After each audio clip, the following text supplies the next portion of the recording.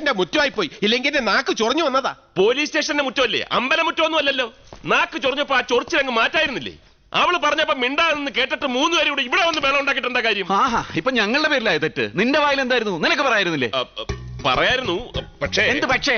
എടാ, ഒരാന കുത്താൻ വന്ന നമ്മൾ എന്ത് പുഴുകി തിന്നും. ഒരിക്കലും ചെയ്യരുത്, ദഹനക്കേട് വരും. അതല്ലേ? എടാ, ഇങ്ങനെയുള്ള സന്ദർഭങ്ങളിലാണ് നമ്മൾ സ്വയം നിയന്ത്രിക്കേണ്ടത്. Self control. ഓഹോ, നീ സ്വയം നിയന്ത്രിച്ചു നിന്നതല്ലേ? ഇങ്ങനെ മിണ്ടാൻ പറ്റാതെ നിൽക്കുന്നതിന് ഞങ്ങളുടെ നാട്ടിൽ എന്താ പറയാന്നറിയോ? അണ്ണാക്കിലെ പിരിവെട്ടി.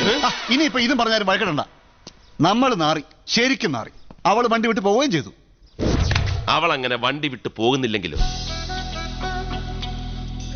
അവള് വരും നമ്മുടെ പിന്നാലെ, മണത്തു വരും.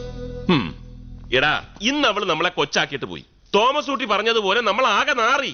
അതിന് അവിടെ വെച്ച് നമ്മൾ വിളിച്ചു കൂവിട്ട് കാര്യമൊന്നുമില്ല, വീണ്ടും നാറത്തേ ഉള്ളൂ. ഇനിയാണ്